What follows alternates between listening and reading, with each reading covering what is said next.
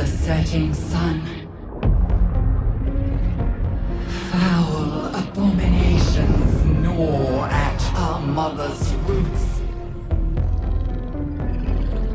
Consume with endless hunger. But just as one season brings death, a new shall bring life.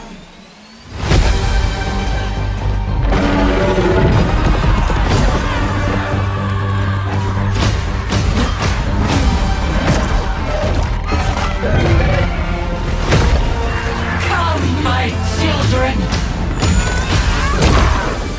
and deliver nature's fury!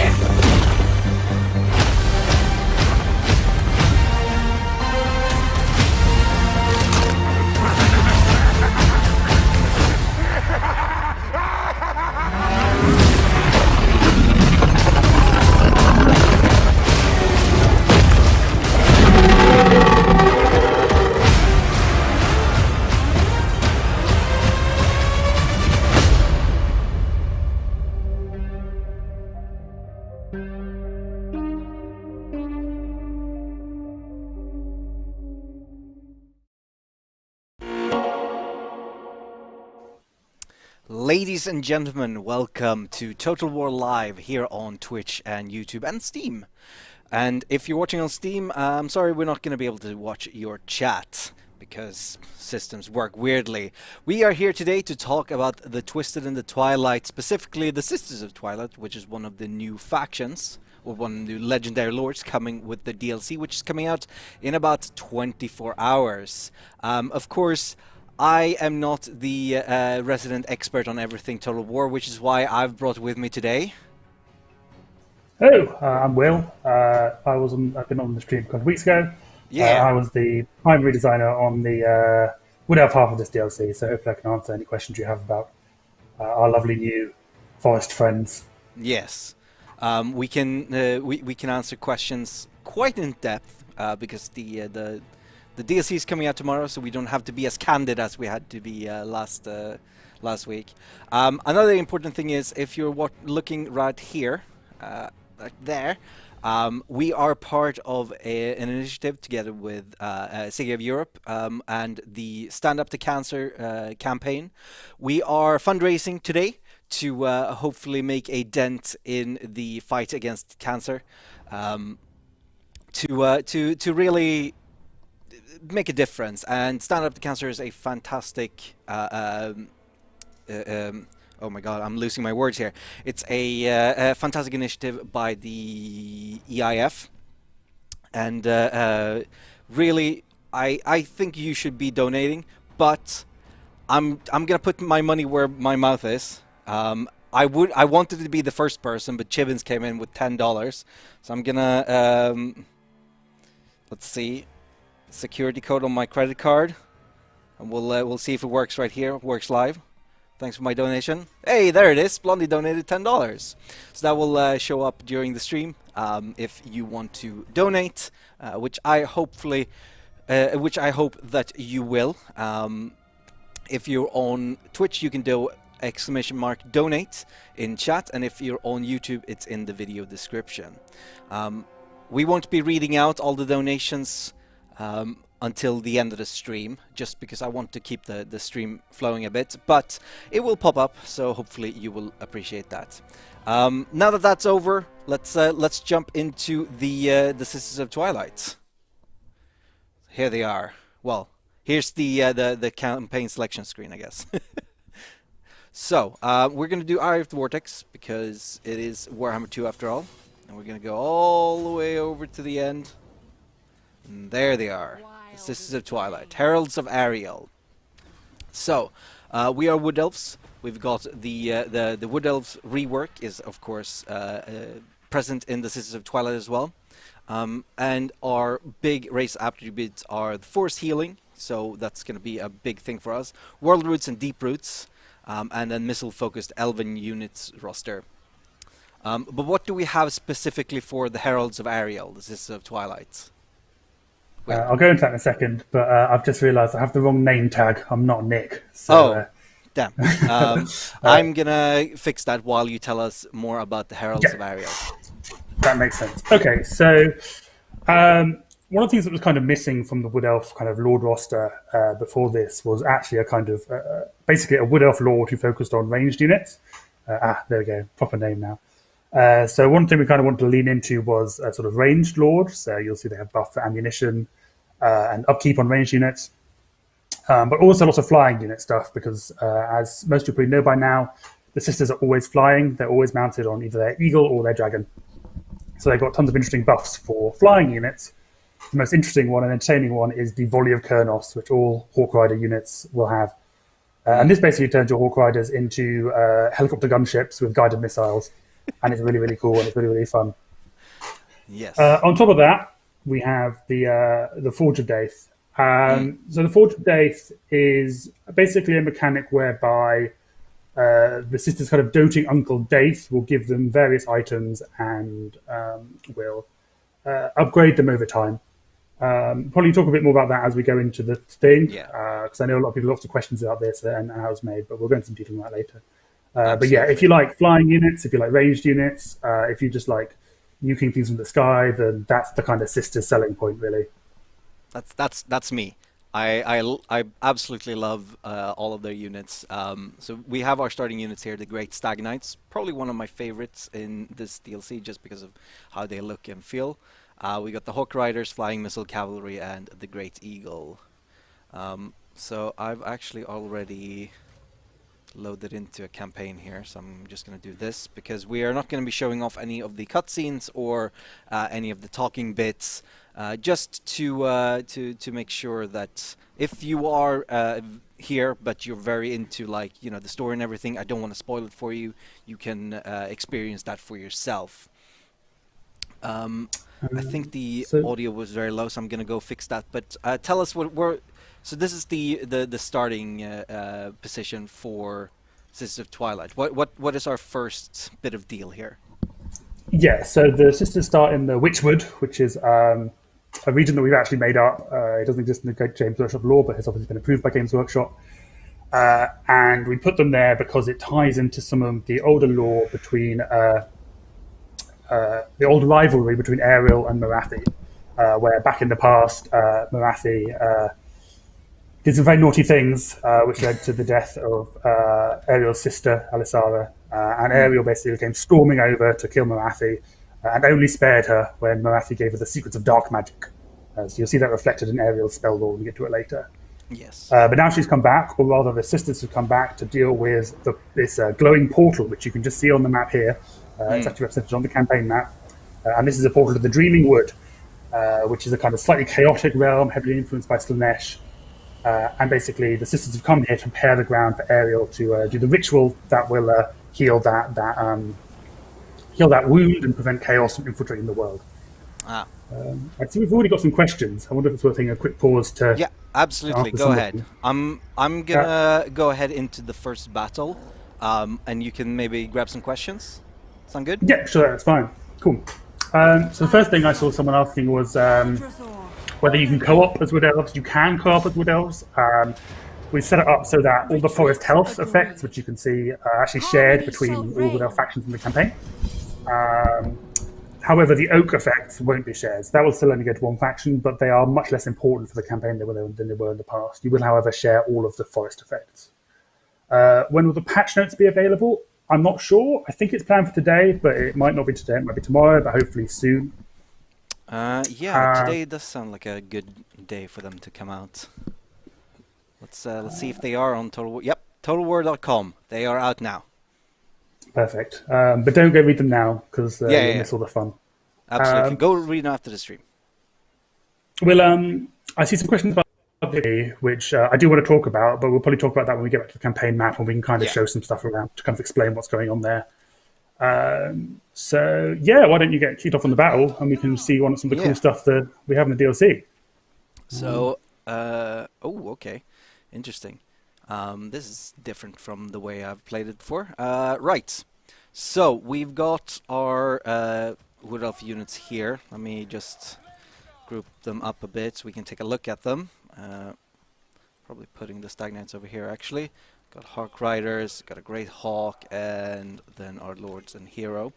Yeah. So, of course, we're elves, so we got a staunch line of spears right here in the front with, what are their names again? Eternal Guard with shields. Of course, with that, we also have our bows here with our Glade Guard. These ones have fire shafts. So what is the difference between the normal Glade Guard and the ones with starfire shafts? Oh, it's just they do AP and fire damage. So they're not going to be hugely beneficial in this matchup fighting greenskins, but they'll do their job later. But yeah, the exciting things are obviously these Stag Knights. These are one of my favorite units in the DLC. They're so cool. They have wonderful animations. They just look so imposing. And they're really, really strong. Like, they completely devastate infantry. So they're basically like a blast cannon that excels at smashing the infantry lines.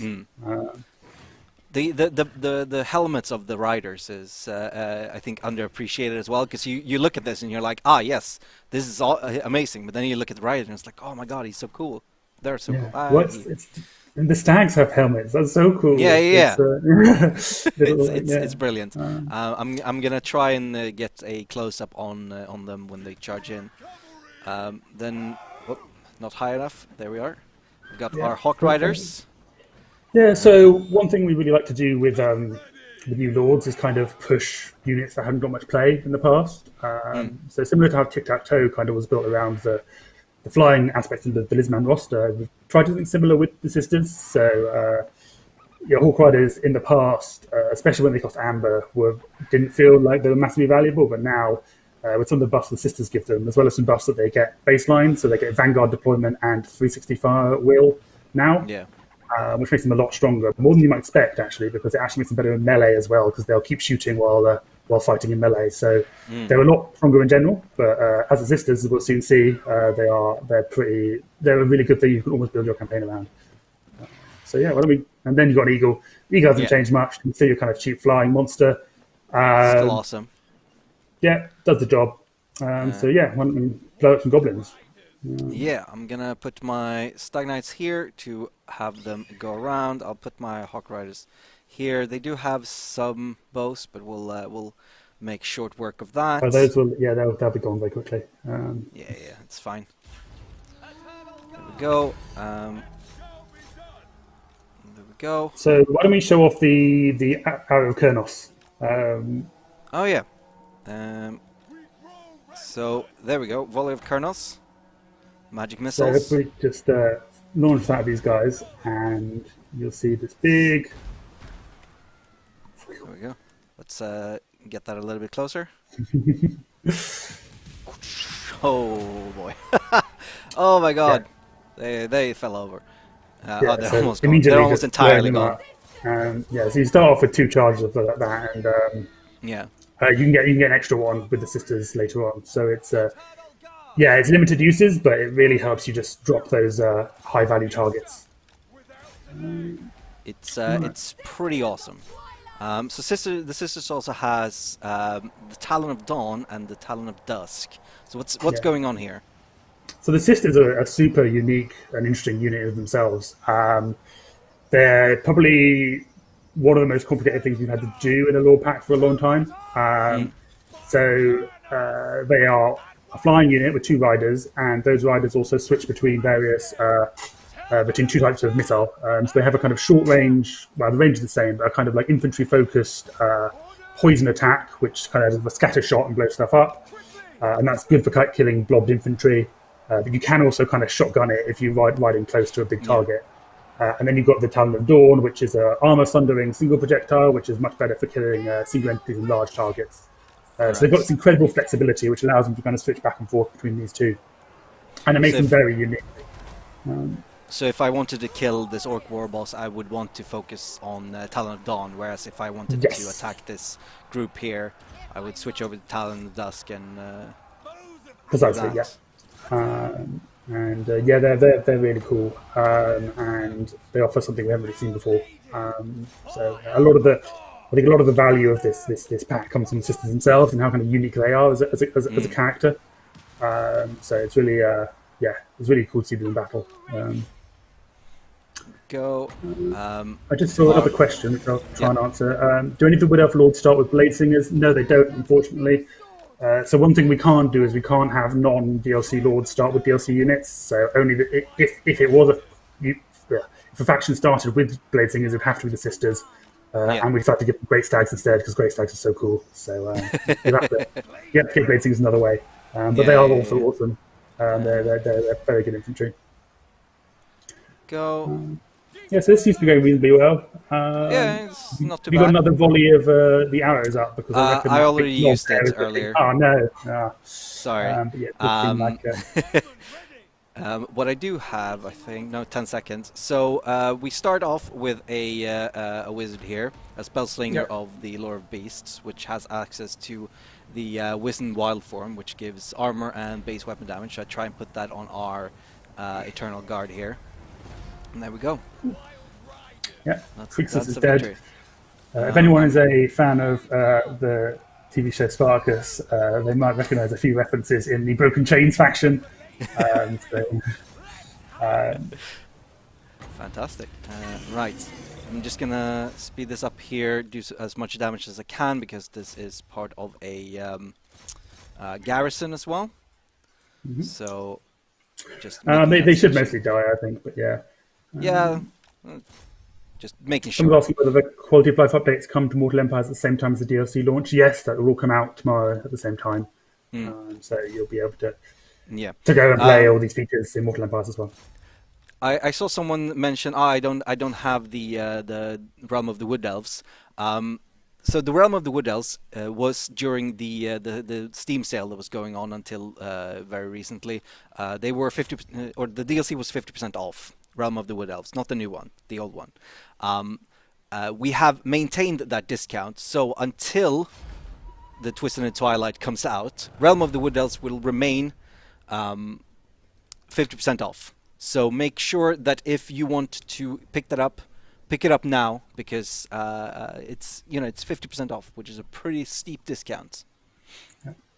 Fun fact. As of I think the 7th, it's actually the 4-year anniversary of the Realm of the Wood Elves DLC. It was released almost 4 years ago to the day. That's a Monday. So, holy crap!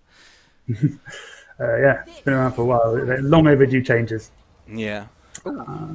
Does lose any Wood Elf units? No, they don't. They have. If you buy Twisted and Twilight, you get access to the full Wood Elf roster, with the exception of the 3 legendary lords, Stretcher, Orion, and Durthu. However, if you get Realm of the Wood Elves, you get those 3, and most of the roster, with the exception of the Sisters and the 3 units we're adding in this DLC. Yes. Right. So we took our first settlement here with the Ice Spire, which is part of the Heathland, or Heathland? Heathland, yes. Everyone seems to be saying Heathland, but it is Heathland, which again is a term that I made up. Basically, the idea is like a heath is kind of like the kind of terrain around a forest. Often it's the bit that used to be forest but has since receded. So that's the kind of idea that this is where the ancient forest used to be. Right. Someone's asking why no AP on Great Eagles several times insistently. That's just because how it was in tabletop. Great Eagles didn't have armor piercing, but Hawk Riders did. So that's why that's the case. Right. So this might be a good chance to discuss Outposts. Let's talk about Outposts. This is a topic that has come up quite a lot in discussion, and people have been like, the obvious thing is that they don't give you these huge stackable bonuses that they used to. So in the old version of the game, you could build a building which gave you like plus 1% missile strength to all your armies, one gave you plus 1 income or whatever. And we didn't like that because what it meant was that the most optimal way to actually play the faction was to expand. And that doesn't really fit with the Wood Elves, what they're meant to be in the lore, or what the other mechanics are pushing you to do. And it was a very weird situation where actually, after a certain point, you were benefiting more from expanding than factions who are meant to expand. So it was a very, very strange combination.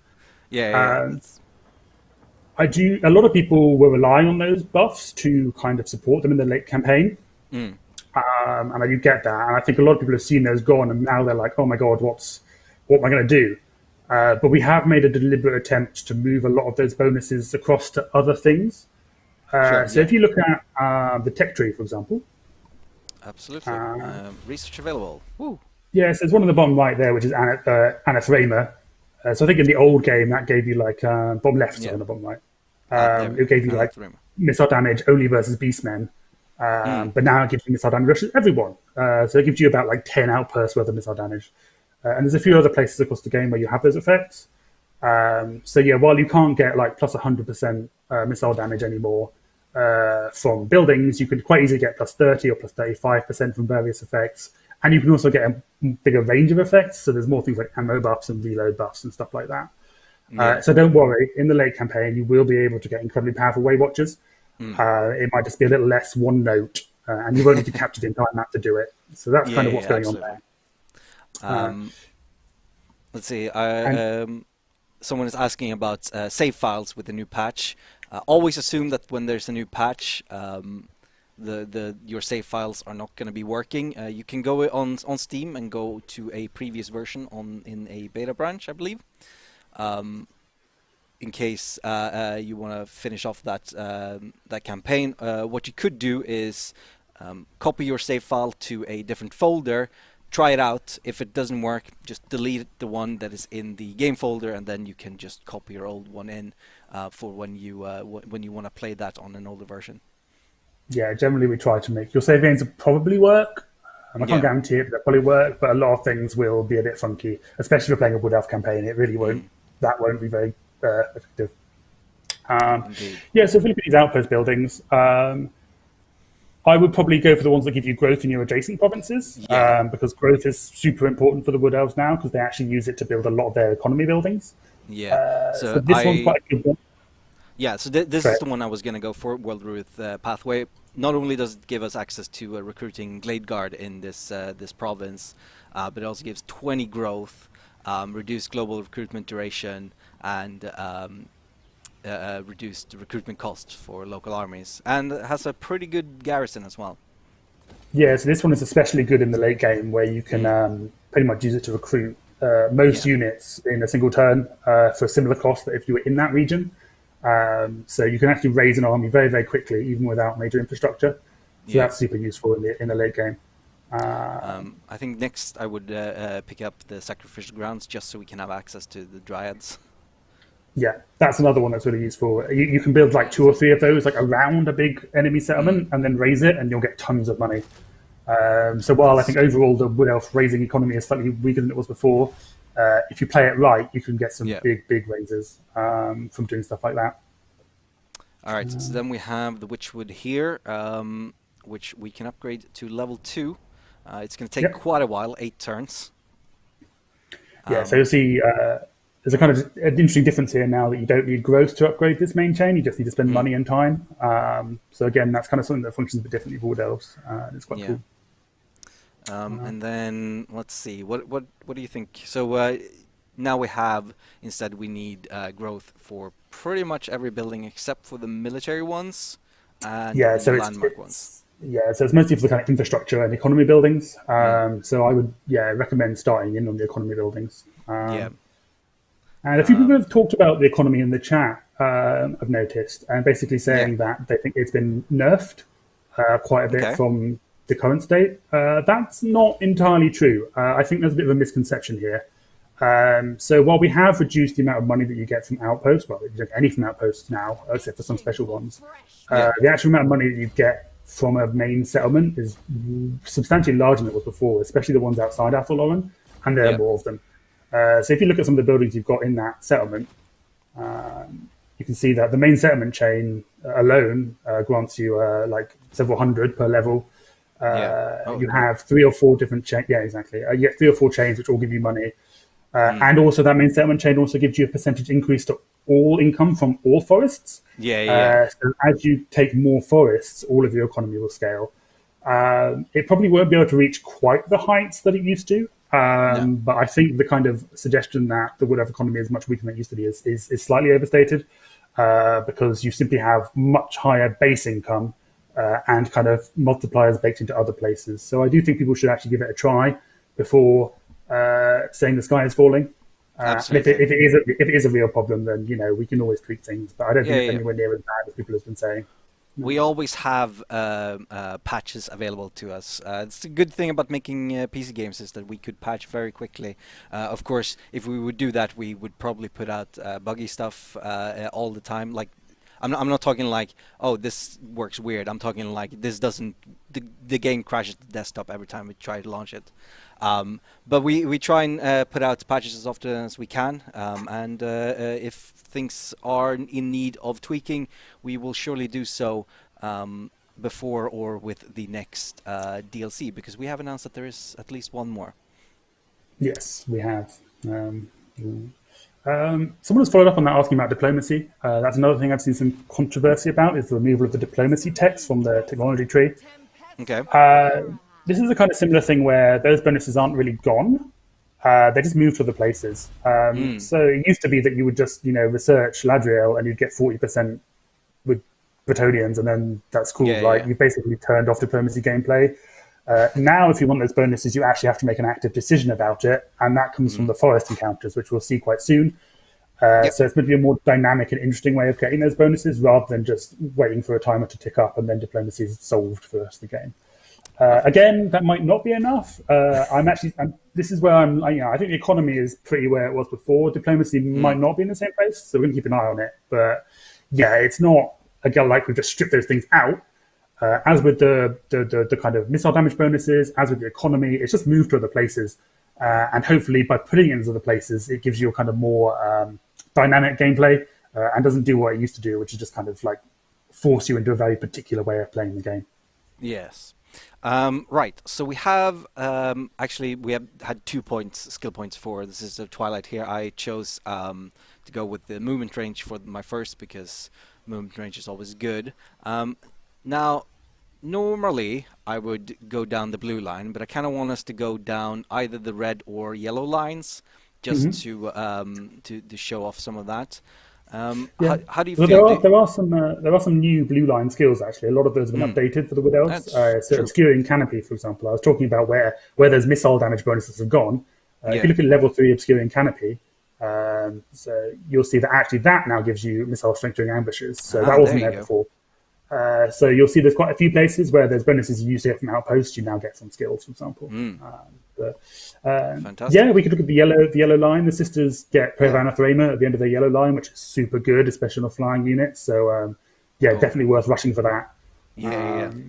Let's make them powerhouses here. So we got missile strength and weapon strength here on bow and blade, and then we'll move in. I think I want to go for always ready for increased ammunition and reduced reload time, and then we can talk later.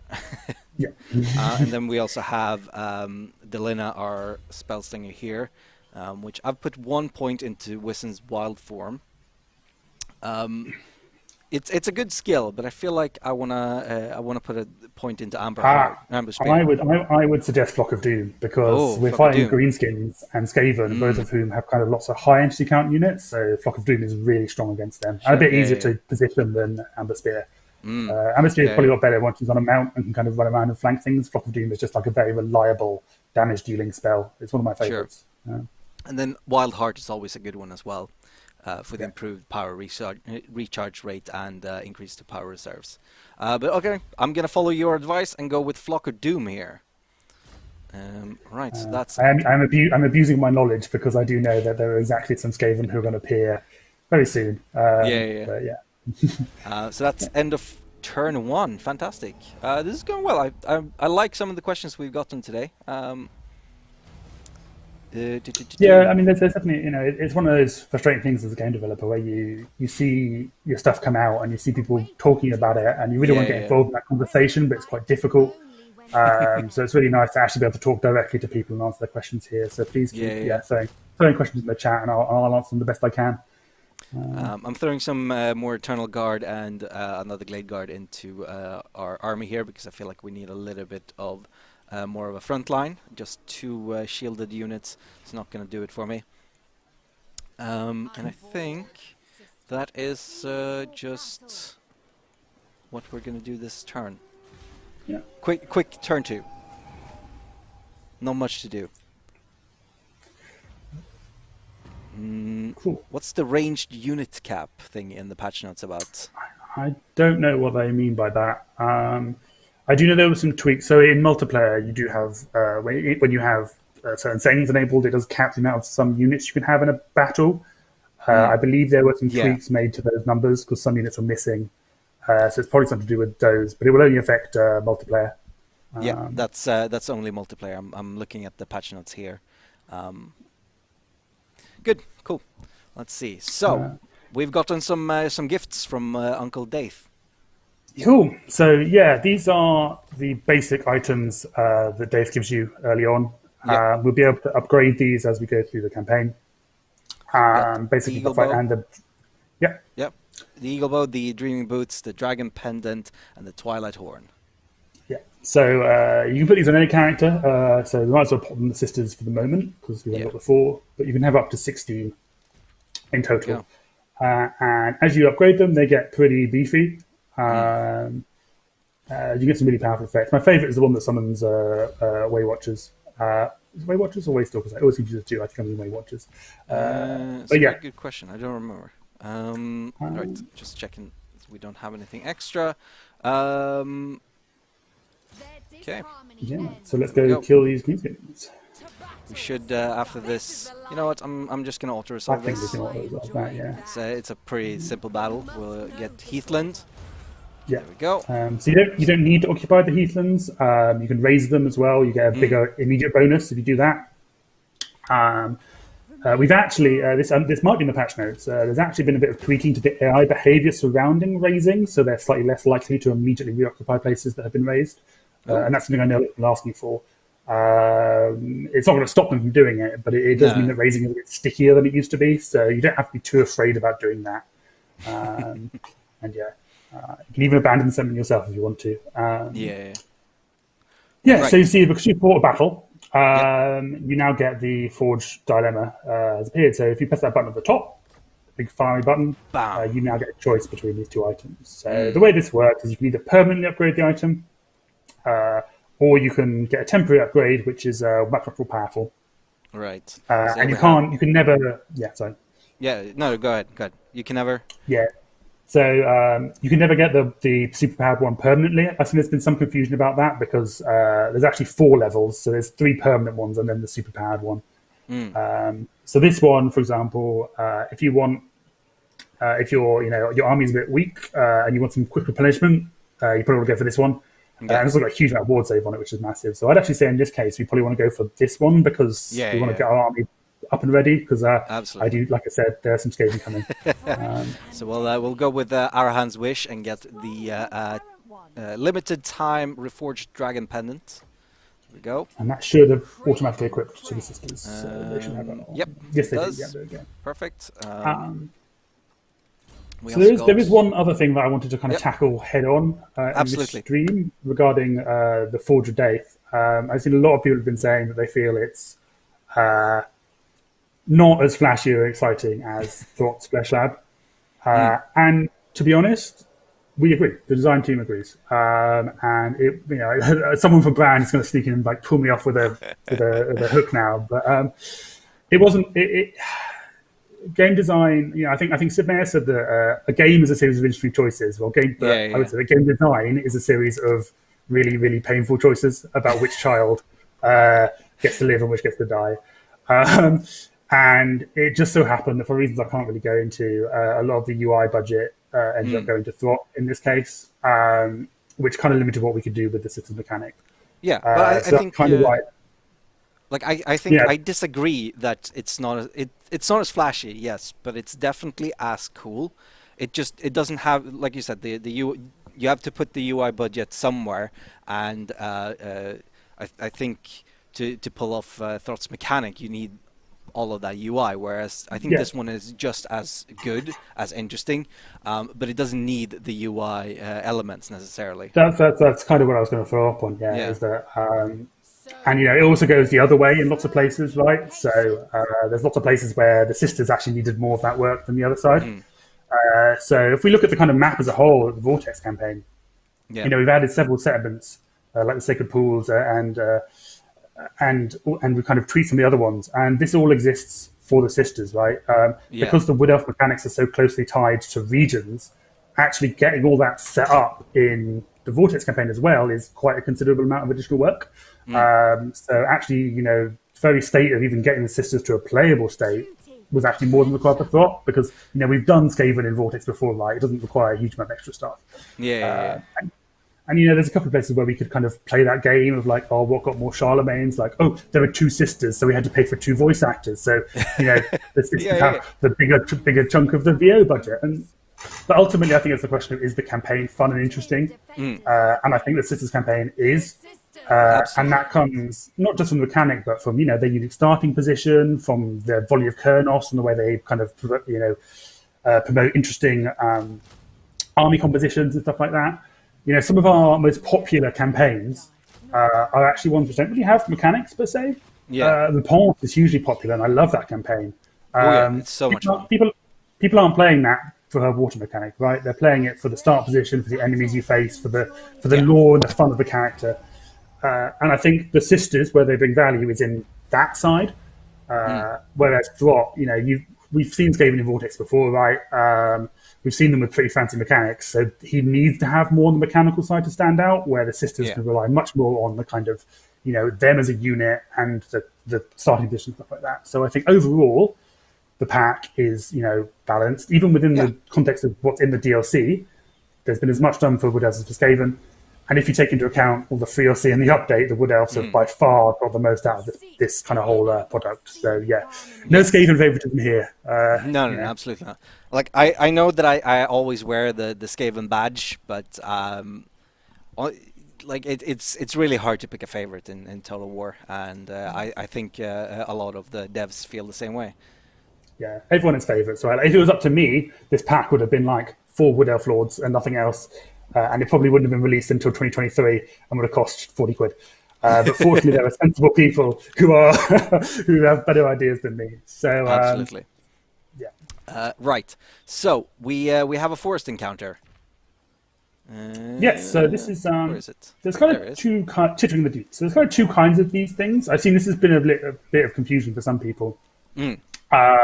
Where they see this first one and it's actually a timed invasion. So if you mouse over that marker, it will say in 3 turns an army will spawn. But that's only one of the 2 kinds of marker you get. So you get these kind of ones which are like an imminent invasion, and you can interrupt them. And then there are some which are just like a permanent thing which just kind of lives there until you want to deal with it. So they're not quite as kind of pressurizing as they might seem at first. That's worth keeping in mind. It's worth keeping in mind, having a look at what kind of marker it actually is, and using that information to shape your opinions. So we can move into it and we'll get a battle. There we go. Bam. Skaven. Yeah, so you see we've got an ambush here. This basically uses your ambush success chance to determine whether you win the ambush. So if you're, the higher your chances, the more likely you are to ambush them. And actually, I've seen some kind of speculation on this, but the army you fight is actually affected by various things. So the difficulty level, for example, if you're on Legendary, these armies will be harder. And also kind of, how long you've left it and how far you've got in the campaign. So you'll see these kind of scale in difficulty depending on various choices. But this one, because you're fighting it early, is going to be pretty easy, I imagine. And it's an ambush, so you can just blow some stuff up. We even have backup from our settlement there. Got a bunch of dryads coming in. And let's see. All right. So we are actually this is a perfect map. So I reckon if you set up a little line at the back there and just try and let them all blob up, then drop some Flock of Dooms on them and some Piles of Currents, I think you'll see some big juicy numbers. That's brilliant. I hadn't even thought about doing that.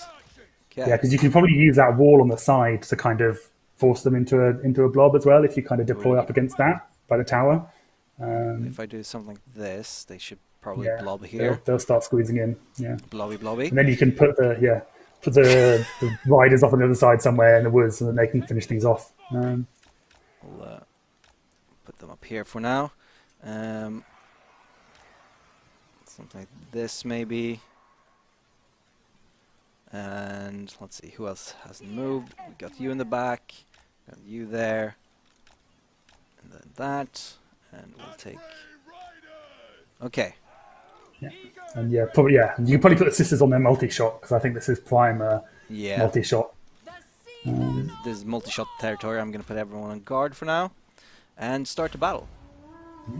So Let's, you just shoot them with something, and then they'll come. Oh, yeah, there we go. there Yeah, go. the sisters took care of that. Fantastic. So, ready with the volley of Colonels. Yeah, you watch out for those wolf rats because they're very, very fast. But I reckon the dryads can probably. Oh, well, there you go. No, the sisters have that under control. Well, we have our dryads, we have our glade guard. You know, it's we have a cool line of spears here. It's not even a problem. Oh, what do we think? As they move in, someone's asked, "Can Daith confederate Drycha?" Yes, Daith and Drycha can confederate. Drycha can't be confederated by other wood elves, but Daith and Drycha have a special relationship. Daith is kind of the bridge between the two. Right. I think here. I mean, they're not even going to make it to your lines, are they? At this rate. Look, it's the elf way is spears. Yeah, right? I think your stags could smash those guys on the right hand side pretty easily. That's true. They're just clan rats. It's fine. They do have spears, but I reckon you'll be all right. Yeah. And then we have even more wild riders here in the back. We got treekin. Ooh, the treekin always gives me troubles when I play Throts. Yes. Usually because I'm usually pretty bad in just letting my food get too low, so I'm bad on morale. Let's keep cycle charging them. yeah. I mean, to be honest, it's mostly dead. I think that was a nice easy one. I think we're doing all right here. Oh yeah, we have Flock of Doom. I completely forgot. I don't think she'll catch them, which is a shame. But yeah, that's. It's annoying when your enemy is too cowardly to let you kill them with evil Yeah, birds. exactly. Yeah, she's gonna have to run in there real quick. Right. Let's take this. Just I think you've got this. Okay. Hello.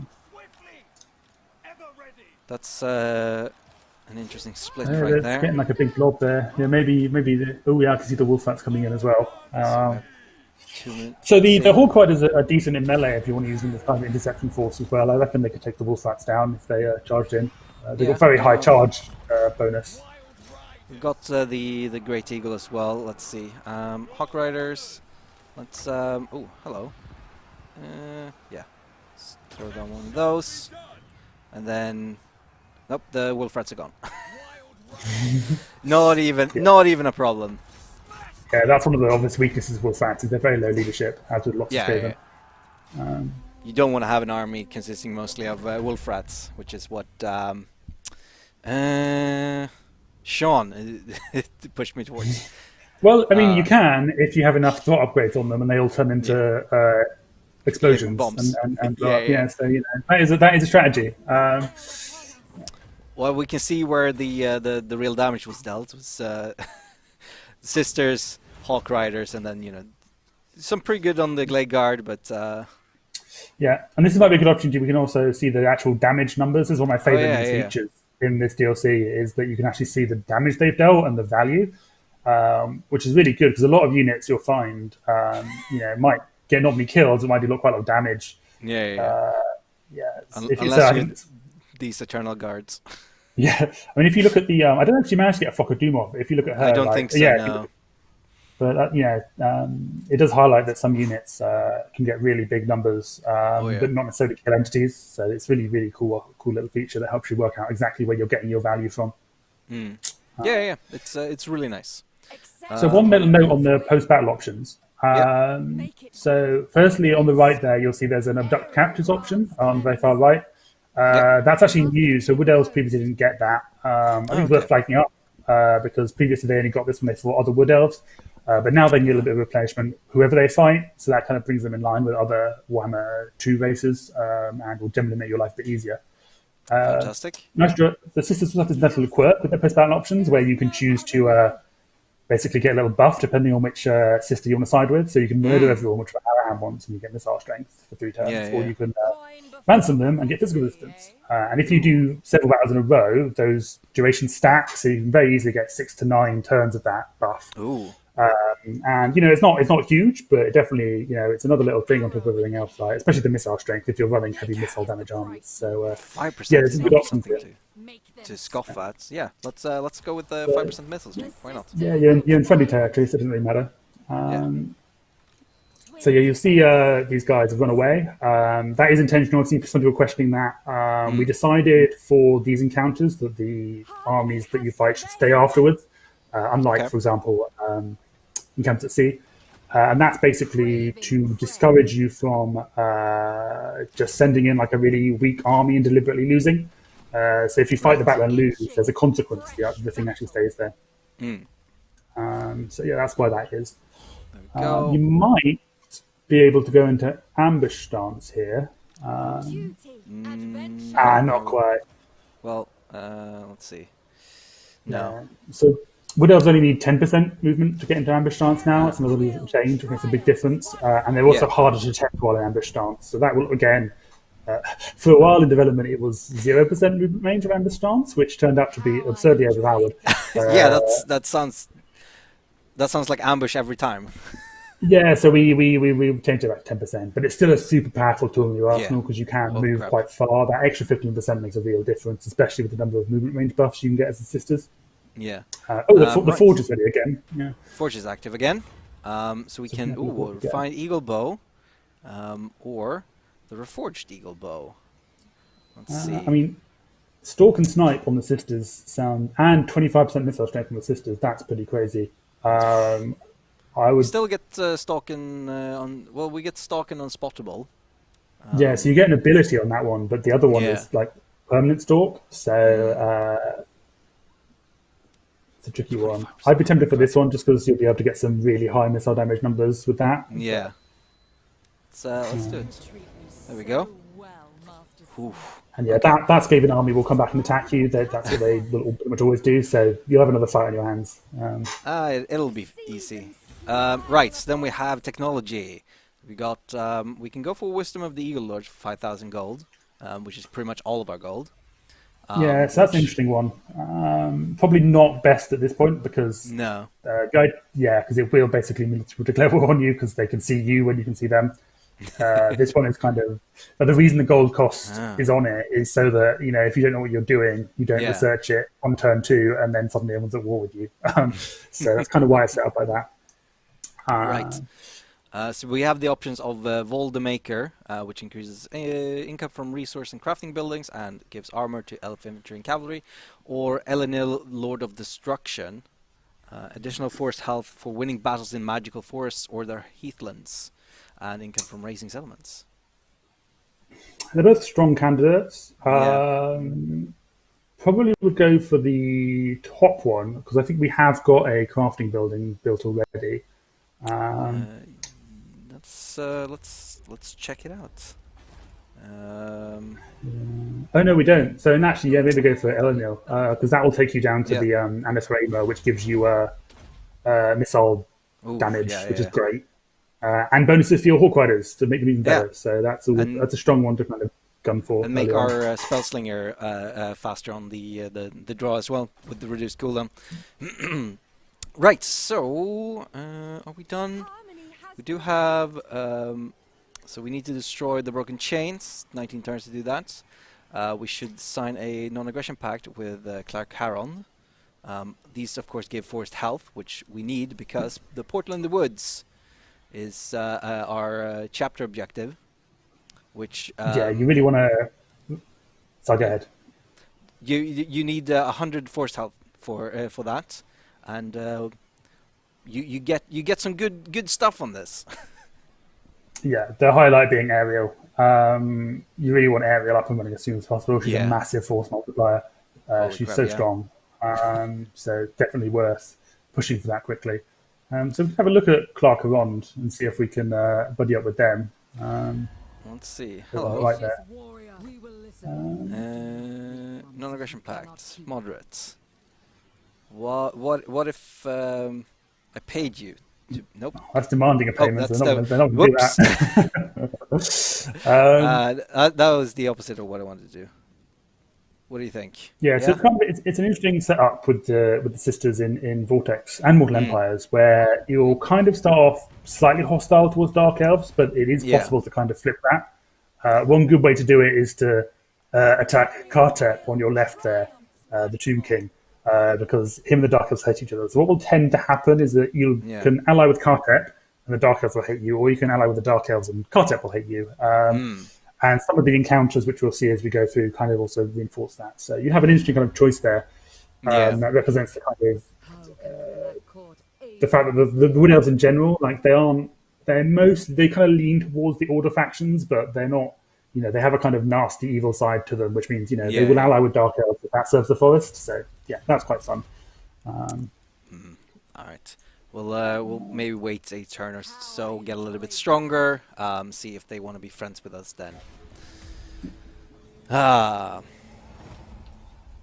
What's the difficulty level for the sisters in the campaign, like their starting position?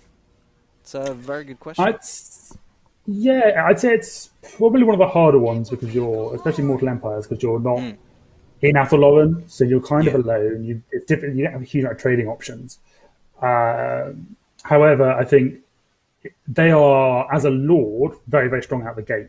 They're very, very powerful. They're very, very powerful units.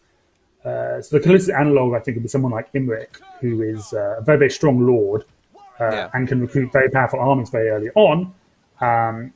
But he has quite a lot of diplomatic situations and economic challenges to deal with in his early turns. So if you like the Imric campaign, I'd say it's probably for you. If you want something that's a little bit more relaxed, Daith or Orion, probably a bit simpler. And if you want real hard modes, then Dreicher is what you want to play. Okay, let's see. So we have one set of Dryads. I'm going to put them here. And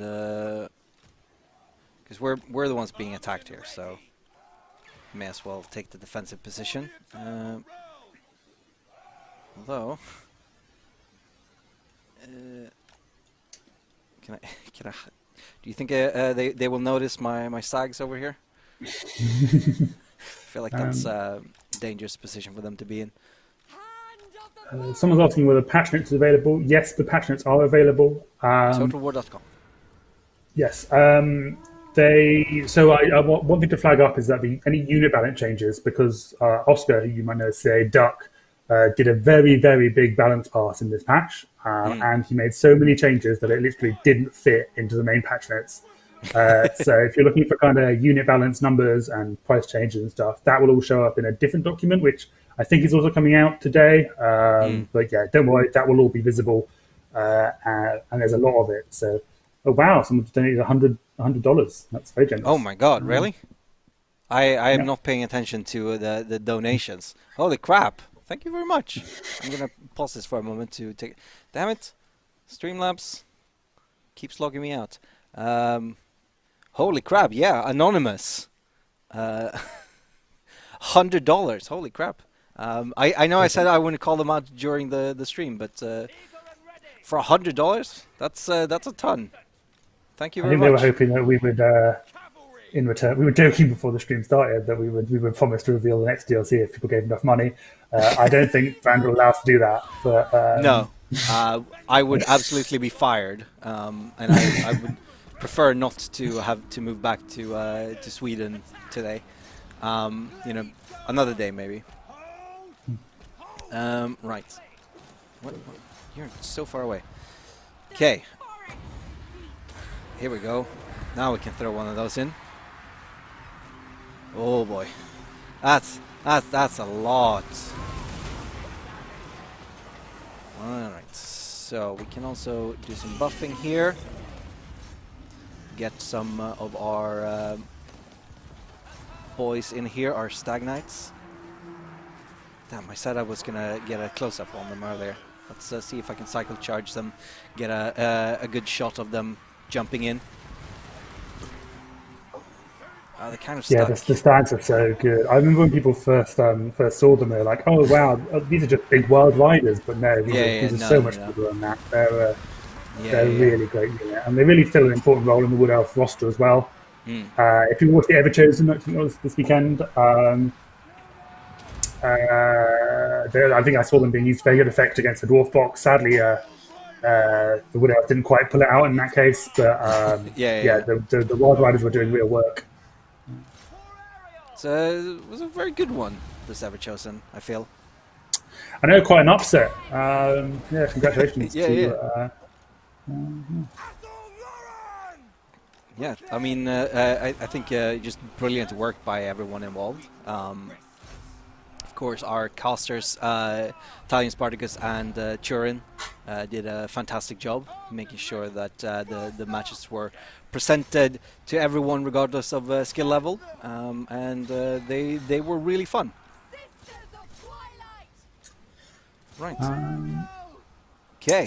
Someone's asking, we can show Thought's belly. I don't think that's appropriate. Definitely not today either.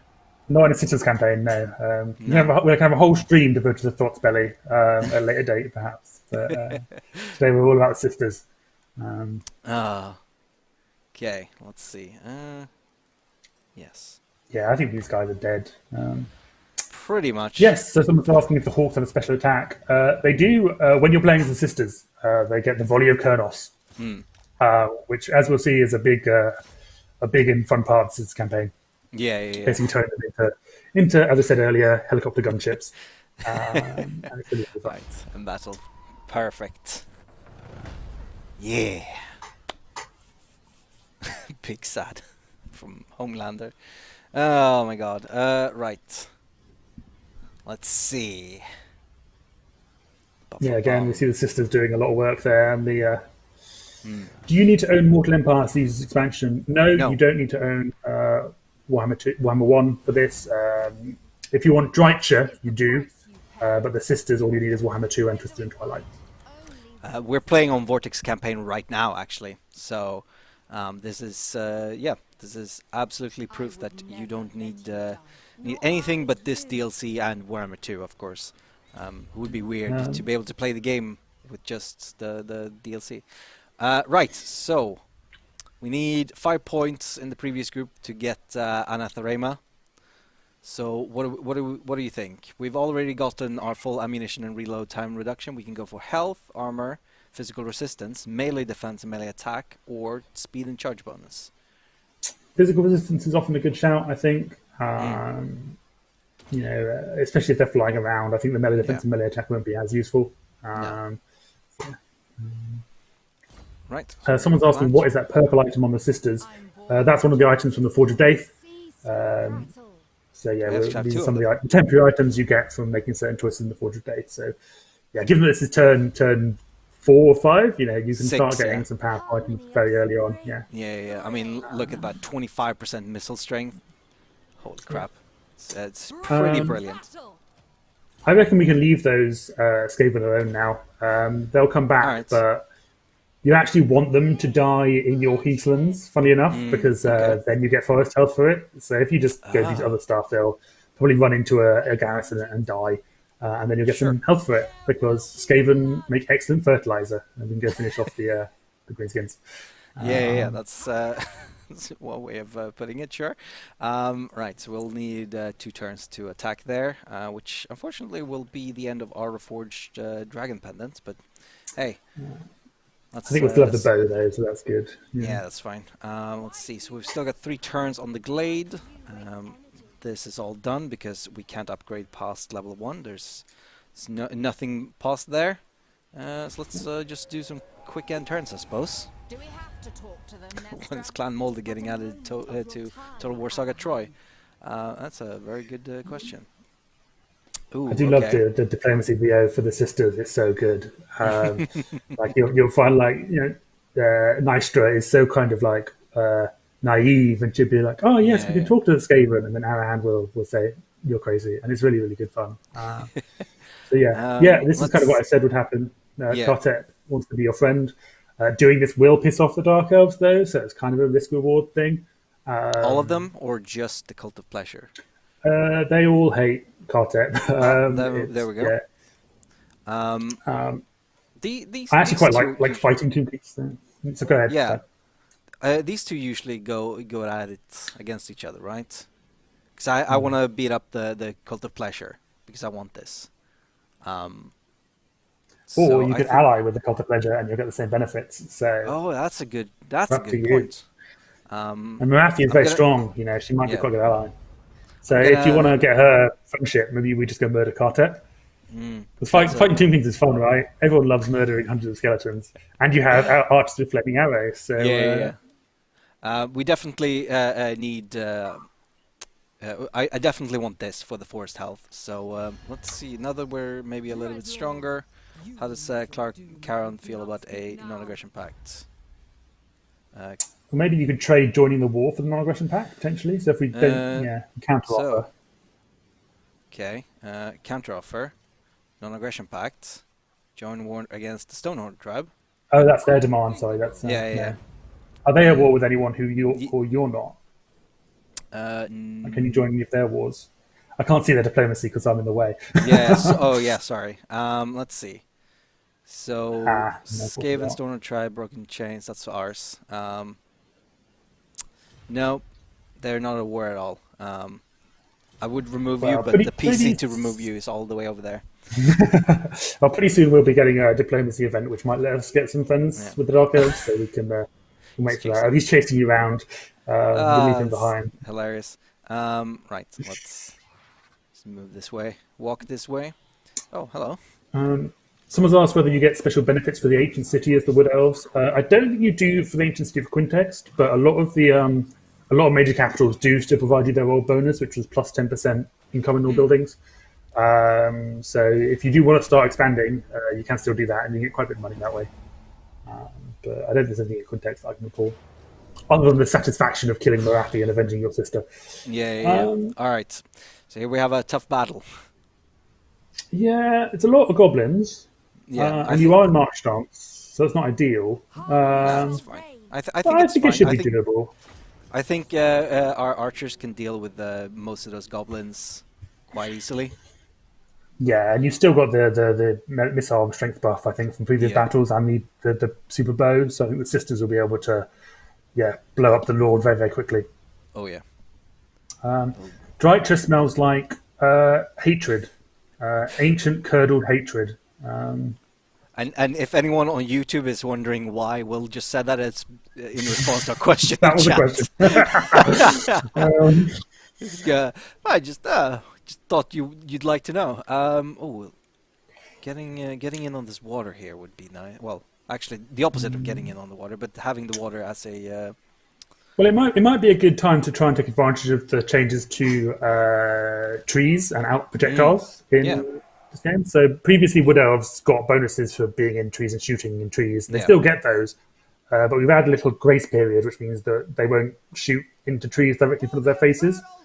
So all characters get that, all units get that, with the exception of artillery. So in earlier builds, it was everyone got the same the same grace period. But that has been changed now, and it will be changed to the release where artillery don't get it, and also it will scale with the speed of your projectiles. Because obviously, if you were shooting a really fast gun, 1.2 seconds of grace period was more than for an archer. So it will now vary depending on who you are. But yeah, Wood Elves will definitely get a lot of benefit out of it because they can really make use of that accuracy buff they get while in forests. right. They're probably going to come from. We'll see how this works. We'll readjust if need be. Let's just start the deployments. Well, we've already done the deployment. Start the battle, I suppose. Yeah, so I don't think they've got any archers, so you can probably safely send the sisters and the Hawk Riders up to start poking. No, they have one bit. Oh, well, they'll die quickly. With the sisters having their super beefed up missile strength. Oh yeah. Let's do this. We'll focus them down with the scatter shots, Talon Dusk. And then we can Oh, smack the Lord as well. look at that range. Oh, we hit the tree. See, if you were right up next to the tree, that wouldn't have happened. But yeah. Let's try the single shot, see how that works. and we call it a single shot, but it is actually two shots, and then you both fire. Yeah, that's true. So one thing that's slightly misleading about their missile strength stats is it's actually kind of half what they actually get because they both fire. So that's something well worth keeping in mind when you look at their stat profile. Right. We could, shall we drop a ton of Kernos on those goblins? You know what? That seems like a great idea. What are you thinking? The archers here? Yeah, drop the archers, and then the Hawk Riders can just do whatever they want. Yeah. Oh boy. All right. We need to start recruiting more Hawk Riders so we can get more of those. There's a special landmark. I think we should actually do it, so we should grab that one as soon as we can. Right. Okay. We'll absolutely get on that. I'm gonna take these. We'll. I guess let's send in the Great Eagle against Ragtash here. There we go. We have our Dryads, which weak against armor, but these are goblins, so Yeah, not really perfect big for on the goblins. armor train here. Oh look, we have some Wolf Riders. Alright, let's get this out of here. Ow.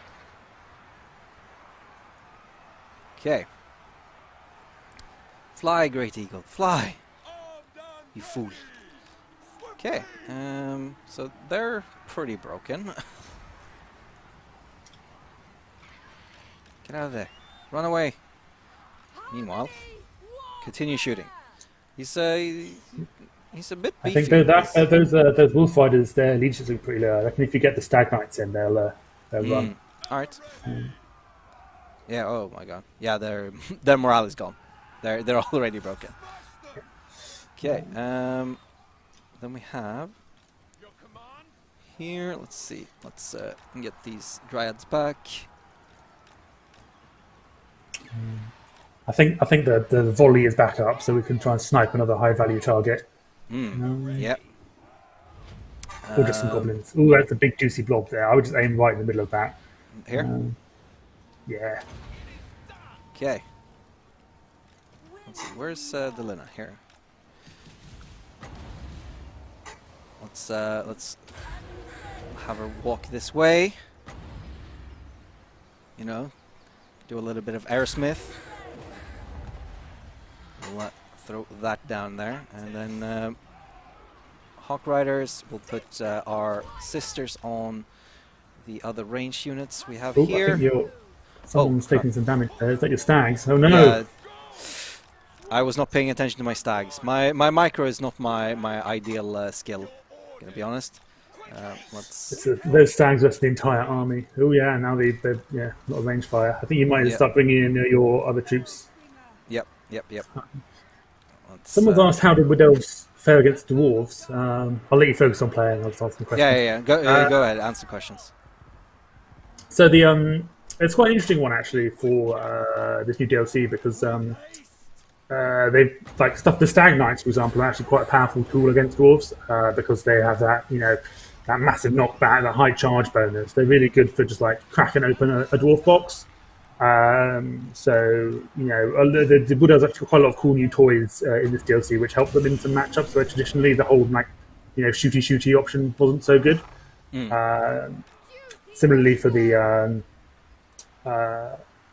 my brain is gone. The Zotes are another interesting one, right? Like the Wood Elves used to really struggle against Bretonia because heavily armored cav is like a really strong counter to a lot of Wood Elf units. But the Zotes are a really good anti-large unit who can tank a cav charge, and because they've got magical attacks, they kind of ignore the physical resistance that like a Grail Knight gets. So a lot of these Wood Elf units will shake up the matchups in quite interesting ways and make them a little less dependent just on running around with Way Watchers.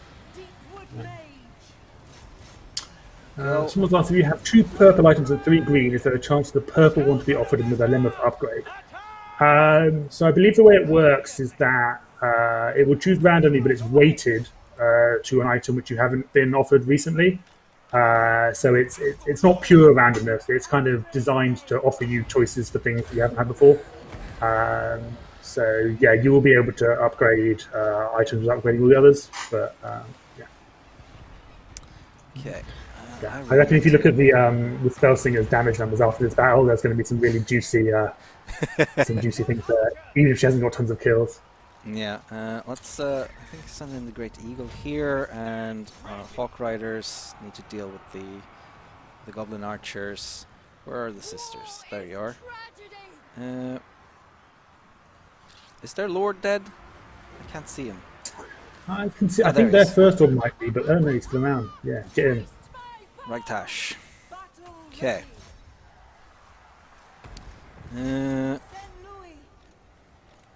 Okay. I think yeah, we're doing all right. We've lost some things, but not too bad. Oh yeah, get them. Go. Get some buffs on these dryads. Cool. A few people are asking about release time in the chat. I don't know if you remember exactly what it is. It's in about 23 hours from now. Okay. Yeah, so I think it's around 3 o'clock tomorrow. Yeah. And But that's in British time. GMT, which Yeah. I have a slightly funny, slightly very sad anecdote about time zones. So I don't know if I told you this, but I used to work at Fat Shark, the makers of Vermintide. Oh yeah. And so when we were announcing Vermintide, we put up a website at vermintide.com, and that had a countdown to it. And so it would count down to the time when we were actually announcing the game, which was a cool, interesting idea. I really liked it. So it would count down to, like, say 3 p.m. on the Saturday or whatever that we were announcing it. Only we didn't realize until it was about 12, 15 hours left that it wasn't counting down to the time we were announcing. It was looking at your local computer and saying, it's counting down to 3 p.m. So people in Russia were like, what the hell, guys? It's at 0. What are you doing? I was like, oh, so if we no. look at how much damage if you look at how much damage the spell slinger did here, while she didn't get tons of kills, she was doing absolutely, like she did, got about a third of the kills of the sisters with just as much damage. So that's exactly the kind of really useful information that this new system provides. Yeah. So I keep harping on about it. I think it's really cool. Yeah. Almost half the kills of the Hawk Riders, but more damage. Yeah. So that's brilliant. Yeah, so spellcasters in particular, I think you'll see a lot more of their value will be actually expressed. Yeah. Someone's asked, do the sisters shoot while their mountains are engaged in melee? Yes, they do. So it's a very good, so it's a good tactic to kind of pop on the scatter shot before you dive in. And yeah, they'll often just like shotgun blast people in the face while fighting. It's very satisfying. I'm actually gonna go with the full time. I don't know. Growth in all provinces. Ooh. Oh, I didn't realize that was in all provinces. At this stage in the game, because you want to be moving around a lot. Damn it. Yeah. I'm a millennial. It's all about instant gratification, you know. So you're the Nystra and I'm the Aran. Yeah. I guess more physical resistance. For the sisters, and we can pick up evasion for Delina. Yeah, then we can start summoning some extra troops and eagles. Yeah, there we go. We'll attack Tyrant Peak, which still a decently difficult battle, but not as bad as last time. Yeah, I mean, you could try and not resolve it. I would just be worried it would kill the stags, but yeah. Oh yeah, those are. Let's fight. We have time. We have time.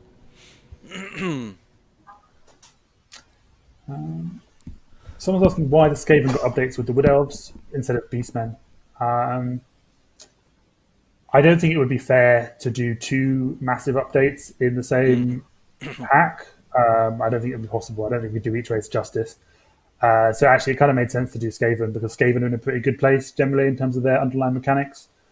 But yeah, we'll see what else. I mean, either we wouldn't do them justice, or it would take twice as long, probably more than twice as long to do the DLC, and it would cost more than twice as much.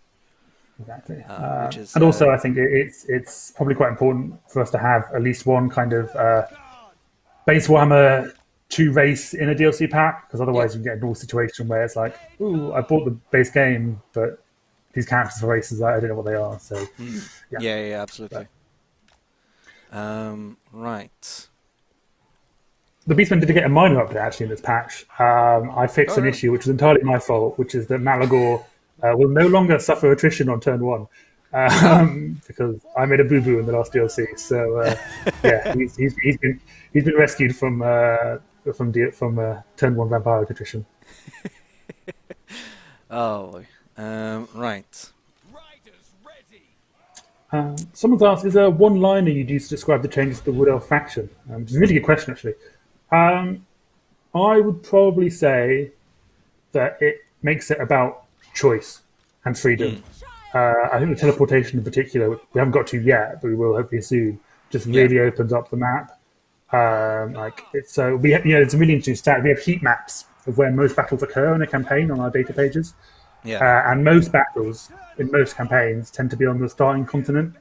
So the fact that you're not tied to a starting continent anymore and you can just go wherever you want, I think it just makes the whole thing feel so wild and different. And that's something we try to do to all of the various bits, right? So the forest encounters, they offer you choice about who you side with.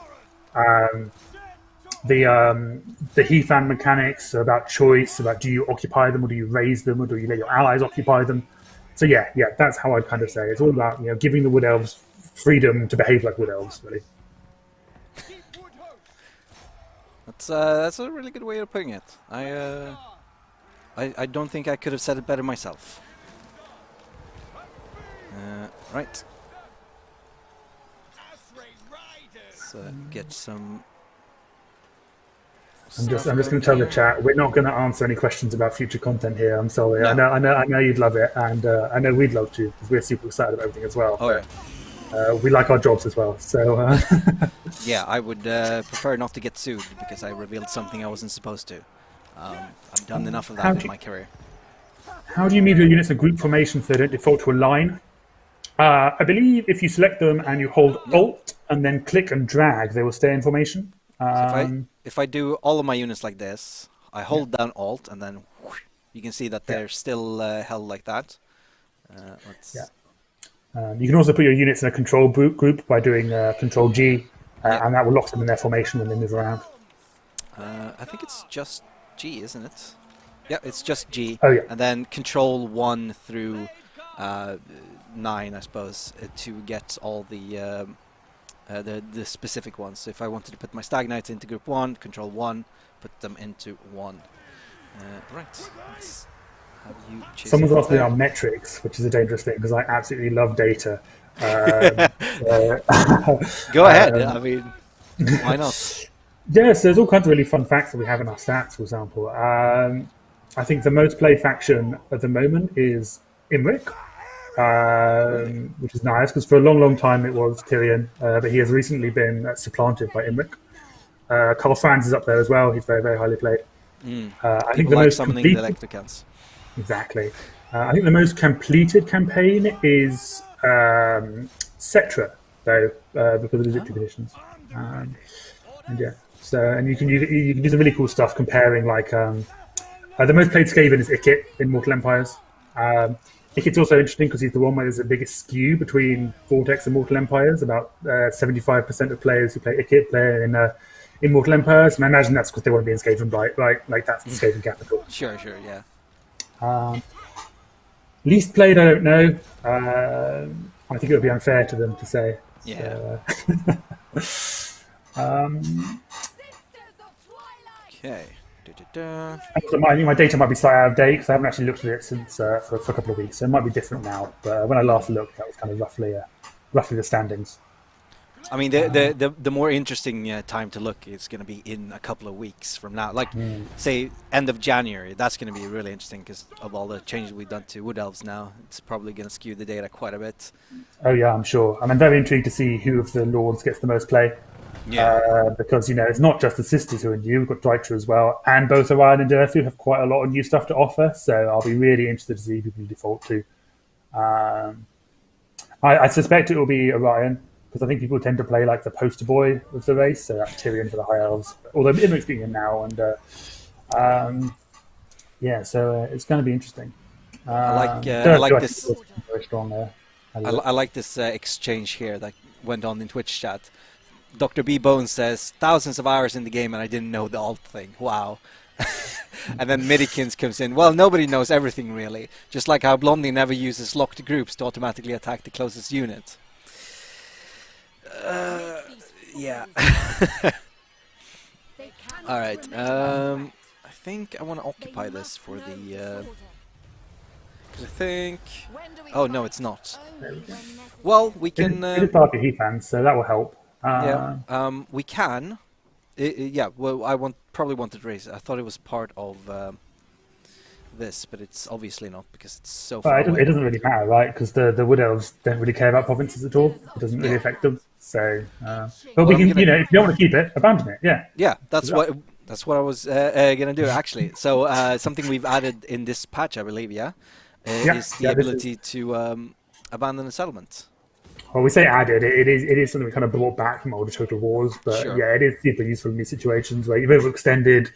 You don't have to defend somewhere. You can just be like, Yeah. get rid of it. And yeah, part of the reason we brought it back now is because it fits in so well with the Wood Elves and how they play. Because once you've healed the forest, like a lot of these places aren't actually going to be that important to you anymore. So, if you don't want them anymore, or you want an ally to have them who might actually be better at defending them, you can just be like, no, I don't want this anymore. You have it. So, yeah. Yes, all factions can abandon settlements. It's for all factions, basically. So, How I enjoyed that. Fantastic. yeah, it's got a super useful quality of life change and definitely the kind of stuff that we really like doing. Just like little bits that kind of make the campaign a bit nicer and give you more freedom and choice. As we go into the last 45 minutes of the stream, I want to remind everyone that we are part of Sega of Europe's Stand Up to Cancer initiative. This week, a bunch of Sega of Europe studios are streaming to raise money for Stand Up to Cancer, which is run by the EIF, which believe has funded almost 2,000 scientists in the cancer research across the world, over more than 100 research teams, and done some fantastic job.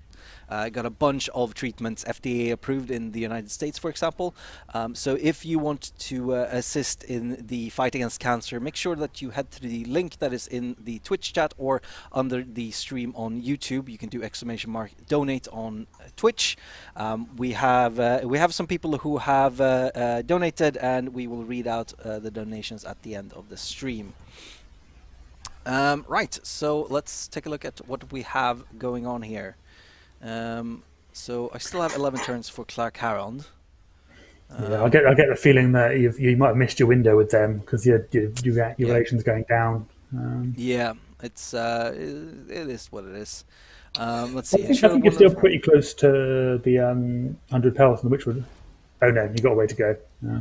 Yeah. Let's see. So I could let's see, 8,000 here. I mean, this takes so long. It's good to start it as soon as possible, just to have it done.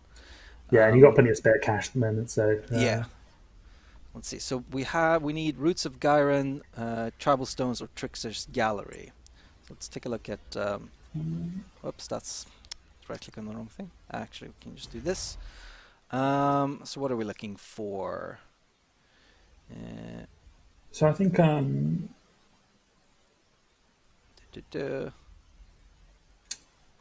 not entirely sure what I'm looking for here. yeah, so I think it's just any building that can recruit a hero, I think, for this mission. But I mean, of the buildings that we've got available to us, definitely recommend the Trickster's Gallery. Yeah. Because that'll get us a Glade Captain, who's another new addition alongside. She's not part of the DLC, she's free on Total War Access, I believe. Total War Access, yeah, she's Total War Access, so you have to sign up on Total War Access, get a code for her. But she's super cool. She offers you interesting mount options and some really cool army-wide buffs. So we should definitely get hold of her if we can. Yes. I also recommend we definitely build that landmark building because that's going to give us some pretty beefy buffs and also Hawk Riders. And we want as many Hawk Riders as we can cram into our army. Fantastic. We'll put that up, and then let's see. We can get better Glade Guard with Hagbane or Starfire into Waystalkers. Okay.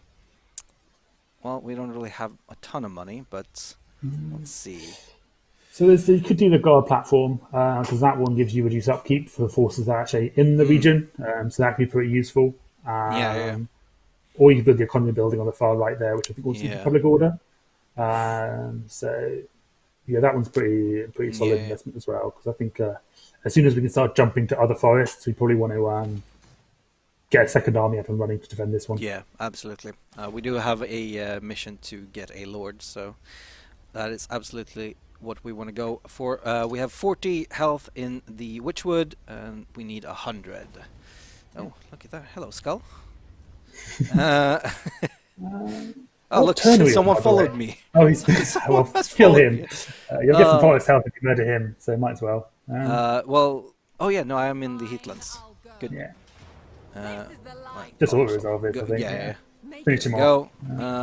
Let's get the Wrath going. Fantastic.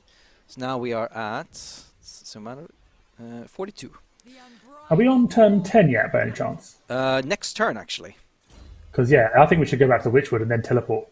Oh 'Cause I think we've got the situation under control here, so we might as well start healing somewhere else, and that will actually help us heal the Witchwood as well. So it's worth doing.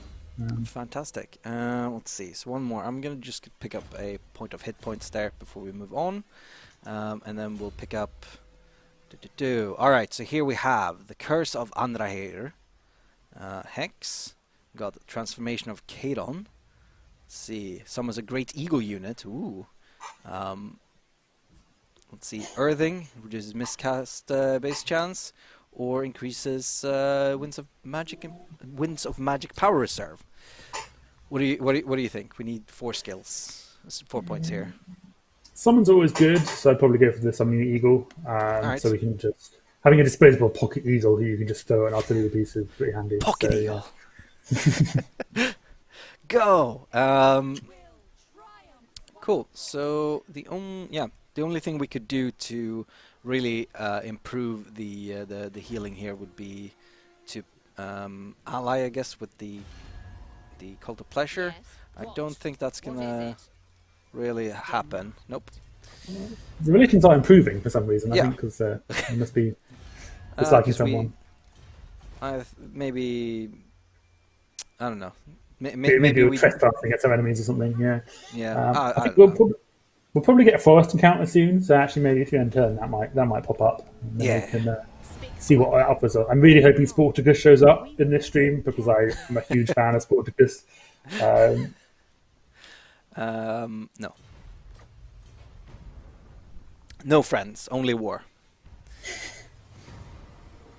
Right, a hollow. I think we're already building that, so I think we're good. That's that, right? Yeah. Although there's been an earthquake, which is annoying. We've blocked all our buildings. Yeah. Well, let's get that going. That's a lot of gold I didn't need to spend. Okay, so that's turn 10. Do I have to move into the Witchwood, or is it Yeah, okay so to- you have to be in the forest itself. So that's in the Witchwood. There we go. So yeah, there. There. Boom. That's us in the Witchwood. So where do we want to go? The Gaean Vale, Sacred Pools, Orion's Camp. It's a tricky one. So Gaian Vale is you're going right into the donut. So Yeah. if you go there and declare war on Alariel, it's a bit of dangerous. I do, however, know there is a special event that triggers around turn 30-ish or so, where you actually get a Chaos Invasion, which burns down Gaian Vale, and that's your opportunity to jump in there and be the rescuer of the elves rather than the enemy. So that's we might want to wait for that. Let's see. So probably choose the Orion's Camp or the Sacred Pools. We can have a look at the bonuses you get from each and make a decision based on that. Sure. So if you have the bar. All right. So Yeah. cool. So at full health here, we gain extra unit experience per turn. We gain campaign movement range. We gain global recruitment capacity, and we gain forest health +4 per turn in the Witchwood. Yeah, the movement range is, I think, the big sell on that one. Yeah. And I wonder, I think the Emerald Pool, the Sacred Pools, rather, I think is, Let's see. yeah, it's growth and replenishment. So Growth is that not might bad. actually be more useful at this stage in the campaign. Yeah. So we can maybe jump over there and kill some lizards. Boom. Hello. All right. Let's see. Who do we have here? The Wardens of the Living Pools. And they've got lots of kind of sacred Oh. beasties. This would be quite a tough one, but Yeah. you've got lots of archers, so I reckon you could take it. All right. That's I'm going to regret this, I bet. yeah. Oh, I don't even. Well, I don't have the movement speed. I can't quite read it. Or maybe, I don't know, can you go into ambush stance? No, not quite. All right, well, let him come out, and then All right. we can fight him and see what happens. We'll see. I'll. I am in the ambush stance at least. We'll see how that goes. So I know the chat can't see it, but on the deep roots I can see that I have a 10-turn cooldown before I can traverse the deep roots again. So I can't teleport back immediately. Yeah, that does become shorter over the course of the campaign. So as you heal the Witchwood, it will get shorter. Yeah. And there's also temporary events which kind of reset the cooldown. They're a bit finicky. It's actually best to teleport before the event kicks in. But yeah, it's you can get a lot shorter than that. The fate of the body. Ooh, growth. Or The upkeep would be good though, because we actually quite a lot of money now, but yeah, with we have a lot of 3,000. elves. So But the growth. we did have the item that gave us growth though, so it might be that. That's true. Let's burn the body. Okay, they didn't come for us. That's very sad. We'll have to come for them then. We're not even full army here. I'm. Whoops! Have I pushed you into this? Well, you know, I think you can do it. Come on, I believe Can in I? you. At least. Oh, now you can't. Yeah, no, I can't. That's good. Because I'm gonna encamp and maybe do some quick recruitment. Yeah, I here. think you want ranged for the dinosaurs. Yeah. Well, let's get Anathema as well because that's super good. Missile strength there. It's very possible that they'll come for me, but I'm okay with that because I would rather not fight in the sacred pools. It's quite a small guard, and they have walls, but yeah, it's best to pick them apart if we can. Still. Someone was Ooh, and some asking. vampires have turned up. Oh, hello. Is it? Oh, it's Luther Harkin. Very nice. Stonehorn tribe is dead. Cool. So we're still recruiting because it's global. They didn't come for us. Okay. We're not even recruiting. They're scared. They're scared of Yeah. you. They're more scared of you than you are of them. That's maybe true. Let's check out what we got going on here. Still 8 turns on that. This doesn't need anything done to it. Yeah, I think Does the anyone forest wanna health be is my still picking up. friends? Let's see. Attitude. Well, And not we know many that- like me. Well, we know that Kartep wants to be your friend, but we don't want to be his friend. Maybe the Hunts Marshal. He's probably a decent ally in this region. Unfortunately, my relations with the Cult of Pleasure is deteriorating. So is with Clark Harrond. So I think we're gonna have to fight them. Unfortunate, but it is what it is. Once we take the Sacred Pools, I think we'll probably have enough money to. Oh dear, I think Harkon is now. Hello. Okay. Either he ran away or he went into ambush stance. I'm gonna assume ambush stance. Oh, Festival of the Equinox. Let's see. Public order and leadership seems like the more something that is good for right now, rather than the War Dancer and Bladesinger units in all armies. Yeah, I think we've just unlocked the ability to recruit them, but yeah. Let's. Ooh, A gift from Lord Daith. So we can get a new weapon, a new talisman, new armor, or new enchanted item. We don't have any. no, I think our super bow just expired, so it will have gone back to its normal state. But Yeah. I mean, and the systems are fully equipped, I guess. So maybe we want something for Yeah. the spell singer. So maybe That's like true. a talisman or an enchanted item. Let's try enchanted item. Well, Eagle Quiver is not the best for the spell slinger, but let's see, increases hit points, physical resistance, and casualty replenishment rate, or we can switch it over to ammunition and reload time reduction, which I think is a good choice. Yeah, and then you can put the thing on the spell slinger because you'll still get the replenishment bonus if it's on the spell slinger. So There we seems go. like a good trade. I would have to wait a turn though for them to. Just get in there and kill the lizards. It's fine. Yeah, they haven't even recruited. What chumps. Right. There will be blood. Okay, let's hope that this works. Oof. All right. Fight battle. Hey. So they do have some flyers, but I reckon if you fight them in the sisters and the Hawk Riders and the Eagle can take them out, Yeah. and then just shoot everything before it kills you. Let's see. So there seems to be some confusion in chat about what you get if you own each DLC. So if you own Warhammer 2 and you get just the Twisted and Twilight, you get access to play the Sisters of Twilight, and you get access to play Throtti Unclean. If you also have Warhammer 1, you can then play both of those factions in Mortal Empires. If you also have Realm of the Wood Elves, you get access to Drycha. Actually, you get access to Drycha even if you don't... No, wait. So Drycha you get, to access Drycha you need Warhammer 1, Warhammer 2 and Realm of the Wood Elves. You do That's not it, need Twisted yeah. and Twilight to get Drycha. Yes. I see there's some confusion about that, but she Yeah. wouldn't be very good for DLC if you had to buy the DLC together. So yeah, the way we've kind of framed it is that internally, at least, is that Drycha is a free update to the Realm of the Wood Elves pack. So if you Yeah. have the Realm of the Wood Elves pack, you get Drycha as like a special gift. Yeah, Yeah. And then you can only play Drycha on the Mortal Empires campaign. that's correct. Yeah. She's not part of the Vortex race. And then something else I wanted to say. Oh yeah, Realm of Wood Elves is currently 50% off.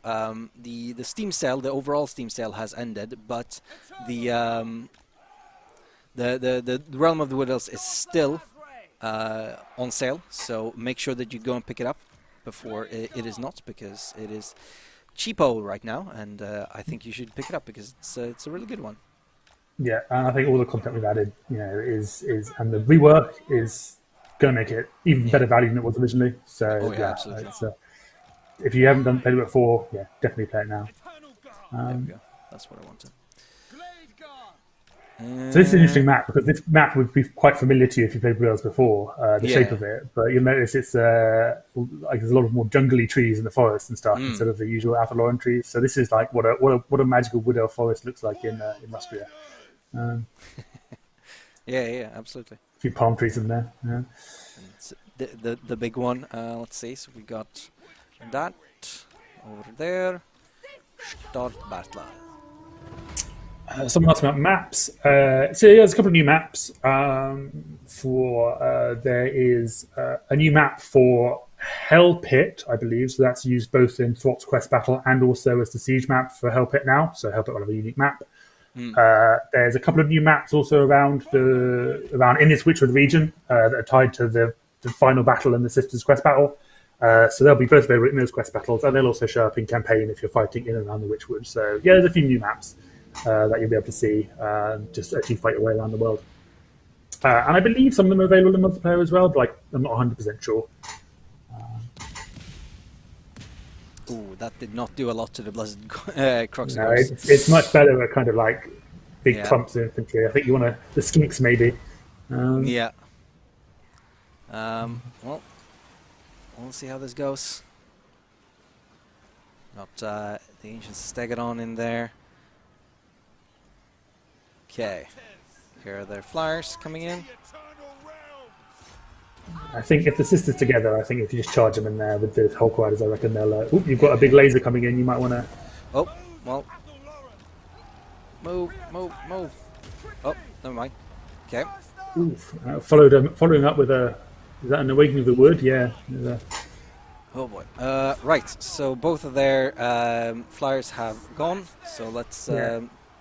Yeah, I'd get all those archers shooting at that Stegodon, because that's probably the biggest threat at the moment. Yeah.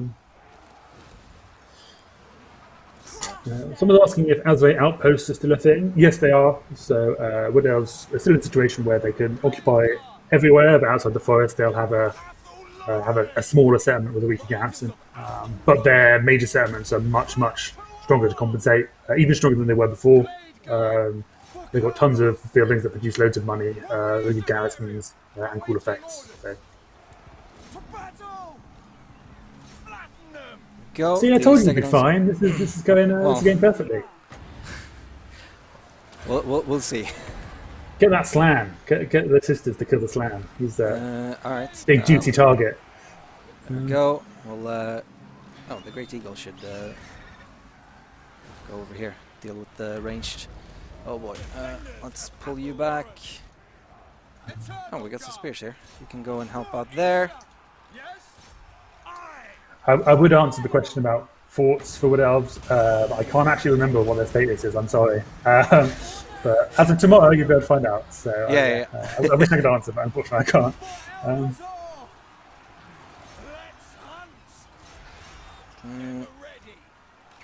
You're on group. Come on. Right. Let's send that in there, maybe. Sure, it's Swords Warriors, but it should do better than against the Blessed Croxigors. Hey, look at that. There we go. Yeah, big blob. It's kind of a good target. Yeah. Oh boy. Well, yeah, those Croxigors are chewing through though. Yeah, it's not looking amazing. I may have goaded you into a really hard fight. Sorry. It's fine. It's fine. Oh boy. Well, I was about to use Delina here, but she is gone. Yeah, I think this might be at the end of the Sisters of Twilight. We'll see though. Oh my god. I don't believe that there has been any particular change related to the Sword of Cain and public order and settlements. The public order system has been changed for all factions, as most of you have probably seen already. It now gives kind of scaling effects as you go up and down the public order. So you're less likely to get rebellions, but you're also much less likely to be able to just kind of sit at 100 public order. So it's an interesting change that makes the system more dynamic and interesting. Maybe we can siege this and retreat and recover our losses somewhere else. Let's see if we can withdraw. We'll do that. We'll start anew. It's fine. There we go. End battle. Oh, so now we're deep in enemy territory. We're taking some casualties. Yeah. We'll see if we lost any units from that, though. I think they're all alive. Maybe one Eternal Guard is gone, but who cares about Eternal Guard? They did not take a lot of damage. We lost one Dryad, 2 Eternal Guards. Not the you did kill their Stegodon though, so that's a good win. Yeah. And I did the. She survived. That's good. Let's. Oh yeah, I never threw out the Pocket Eagle, of course. So probably get into ambush stance if you can. Can you? Nay. Well, let's try and get as far away as possible from there. Hang on, I think my doorbell is ringing. Sorry, I'm gonna have to come back. That's fine. Oh yeah, we don't have any movement range left. That's fine. Can we encamp? Encamp? Nay. Fine. Oh boy. With all the Viking hype, a Norska rework would bring big bucks. You're welcome for free marketing advice. Oh boy. I mean, maybe. Let's see what else we've got here. Oh boy. Hello. We can't even retreat. I think this is the end of this campaign. I wanna make sure to. Sorry about that. Problems of working from home. Yeah. I'm thinking maybe we'll take some more questions because this is a loss, but it's fine. You could win that, but yeah, maybe that's good. Yeah. I think I had a better chance last time. It's fine. Let's take some good questions, or I'm gonna give chat a chance to throw us good questions in chat while I again remind you that we are here not only promoting the Twisted in Twilight, we're also here to stand up to cancer. If you have a few extra bucks, even $1 is or £1 €1, whatever you have, is will go a long way when a lot of people do it. There's a link in chat or on under the stream where you can donate to Total War's Stand Up to Cancer. We've raised a fair amount of money, and at the end of this, we'll read out all the messages. Well, maybe not all of them. If they're obscene, then we won't. Let's see if we have any good questions in chat. We're getting some personal questions here. Like, what's your favourite faction? I know that's.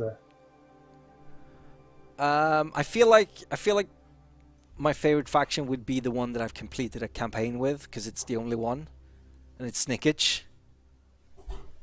But I really love Ikit Claw as well. I really love Sisters Twilight and Throt and Clean. And how about you? You are the Skaven fan. Yeah. Ooh, I'm Team Wood Elf. Someone's asking if I've only worked on Warhammer titles. I've been a Warhammer for about a year now. Before that, I was on 3K. And before that, I was on. So some of you might actually know me from arena streams way back when. But we try and move people around and share learnings from across the teams. Yeah. It's very rare that someone. It's very rare that someone only works on one game. But it tends to be that you work for a certain period of time. So yeah, Will has been on Warhammer for about a year, but doesn't mean that that's the only game he's ever gonna be on. I mean, in a year you might be on Three Kingdoms again, or another game, or I don't know. Yeah. Although I'd rather, I think we might have lost you. Is our connection gone? No, I hear you. Can you hear me? Okay. Yeah, but you're breaking up a bit. Okay. That's weird. Chat, can you hear me? That's unfortunate. Maybe try reconnecting the call. You can just close out the tab and open it up again. Okay. Yeah. I'll be back 1 second. Yeah.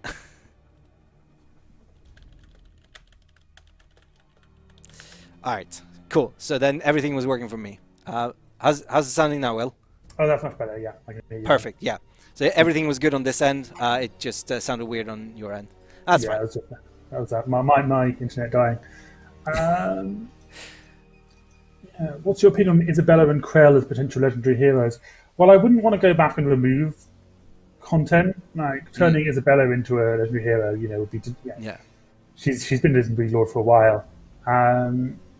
So yeah, we are playing around more with legendary heroes. So it's an idea that we were adding, I think, 3 in this DLC. Some of the coolest ones as well. Yeah, exactly. I mean, both Ariel and Gorich look absolutely amazing. I wouldn't want to go. It would feel quite unfeminist to go back and take away Isabella's ability to lead armies. So maybe we should make Vlad a hero. No, absolutely. We should not remove legendary lords, but we should have more legendary heroes. I mean, freaking Ariel and Gorich in this DLC. It's brilliant stuff. Yeah. Right, chat. Make sure that you throw some more questions into yourself. Let's check out what our donations are in the meantime. So we have $10 from Chibbins with no message, $10 from me. Then Cangrim comes in with another $10. Says, shout out and happy holidays to the old world lords, Mad as Wheels, Guy, Grace, and Jordan. The new world lords walk your footsteps with flair. I mean, Guy, Grace, and Jordan are still here.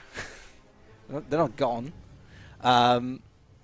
Runwolf comes in with $10, says, well done, Blondie and Will. Thank you. Thought it was a good stream.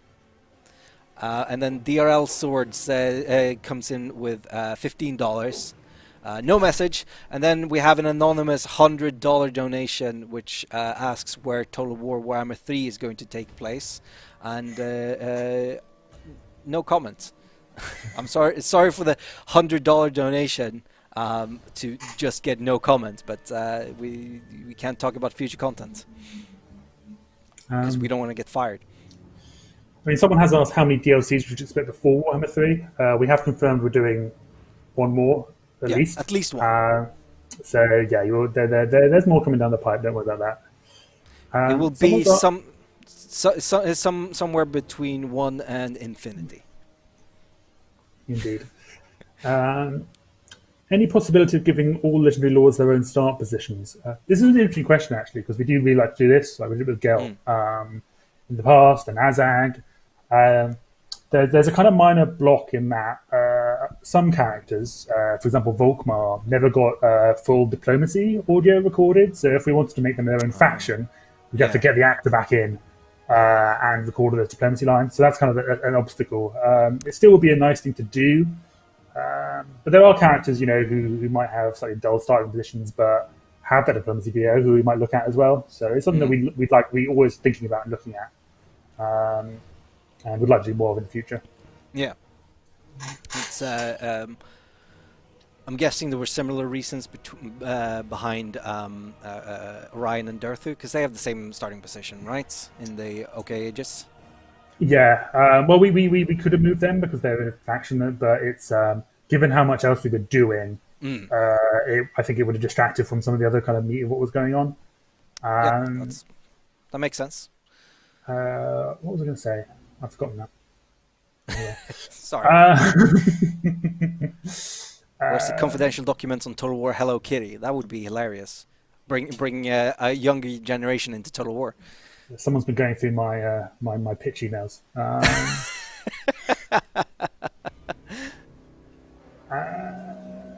How many people work on the general Warhammer Total War team right now?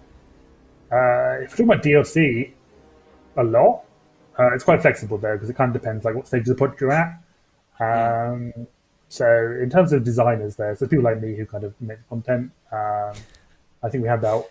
We're not who makes the kind of data content. We don't do the art, for example. There's tons of artists. Probably at least 10, probably way more in terms of other artists and stuff as well. So yeah, it's a big team. I'd probably in total 40-ish or so people probably work on the DLC. So yeah, it's a big project. And that doesn't include people like sound, I guess, which is more a rolling resource. Yeah, or people like yourself and marketing people. Yeah, exactly. Like you play a role but aren't like on it full time. So it's a labour of many people, and it's a lot of work, and everyone's worked really hard. Do I think it's more fun to slaughter elves with Dreicher or Throt? I think we're going to have different answers to this, Blondie, because I'm definitely going to say Dreicher. She's fun. It's actually a hard question. Throt is not my favourite Skaven, but he is one of my favourite factions in general. But no, Throt. It's all about the Skaven, baby. Yeah, I think with Dreicher though, you can slaughter elves with other elves, which is just perfectly malevolent. So it's like grabbing your fist and it's like stop hitting us. If you had to spend a week with one legendary lord, who would you pick? Well, definitely not Throt in that case. No, you would come out of that changed, I feel, in bad ways. No, Dreicher. Yeah, I don't think you'd last a week with Dreicher. I feel like Sisters Twilight would kill me. You never know what you're gonna get, right? Like I'm sure Nystra is very pleasant, but Arahan might just tank you. So maybe one of the dwarves. Yeah, I was just thinking a dwarf. Good beer. I feel like the dwarves are good party animals. Yeah, because like the Empire, I mean, it's obviously going for like one of the Empire's legendary lords would be, because they're just humans, but I feel like they'd be boring because it's the Empire. They're kind of strict in that way, but I don't know. I reckon Gelt. I mean, Volkmar. Yeah, that'd be tedious, but I reckon Gelt knows how to party. He's the kind of man who definitely has like a disco ball in his house somewhere. Made of gold. I'm imagining him like Goldfinger now. Everything is gold. But someone has just asked in the chat, and actually this is quite a good question. Are we concerned about artillery shooting out of forests? Yes, we were actually really concerned about that. So since we announced the grace period stuff for projectiles, we've changed it. Artillery is no longer able to shoot out of forests and won't be able to from when the patch is released. So that's not changed. They'll stay the same as they were. Perfect. I noticed that Warhammer Total War really opens up to modding, and I love this. Will this continue to be the policy in the future? Well, I can't speak for the future of Creative Assembly and Total War as a franchise, but there's a really great modding community for Three Kingdoms as well. We had a modder spotlight a couple of weeks ago with the Guvenoran, who is a modder that's been doing some really cool stuff. I mean, he has mods from like Shogun 2 to Three Kingdoms, and we just recently released the mod support for the mod integration with the Epic Game Store for Total War Saga Troy as well. So there's some cool stuff being done there. So I think we can be pretty confident in saying that, yeah, modding will continue to be a part of Total War. I mean, a big chunk of the team, including myself, started off as Total War modders. Like, you know, before the reason I probably got like this job in the first place was because I was modding. So yeah, it's part of who a lot of us are. And in this DLC in particular, like a lot of the this is a bit techie, but for any modders out there, it's not quite interesting. Like a lot of the systems we've used to build the world root system in script are deliberately designed to be generic. So you'll actually be able to take things like the markers that spawn, and we built like script handlers which will let you use those without having to like rewrite the whole thing by yourself. So I think a lot of modders I think will be able to do some quite cool stuff with those. So yeah, I'm really excited to see how they play with that. All right. Let's see. I think we're gonna end it there for today. I want to thank first. I want to thank all the viewers for coming out and watching the stream.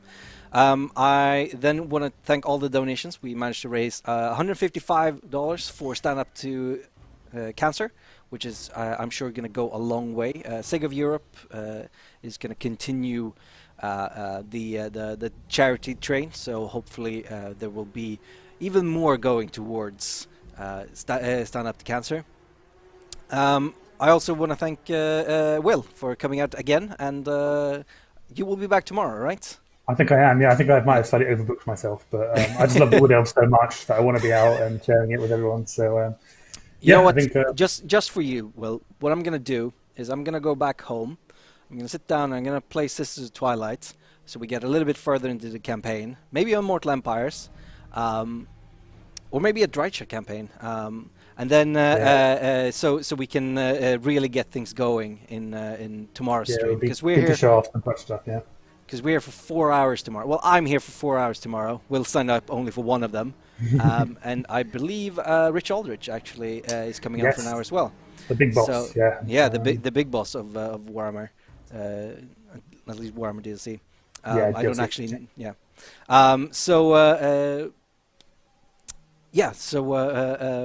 We will be back. Well, I will. We will be back tomorrow. It's very rare that we will be back tomorrow is actually the right thing to say. But yes, we will be back tomorrow with a 4-hour stream for release, because we are less than 23 hours away from the release of the Twisted and Twilight, almost 22. Anyway, I'm rambling on here, so I'm gonna say goodbye, and then I'm gonna turn off the stream. Goodbye. Thank you for having me, and yeah, thanks. Bye.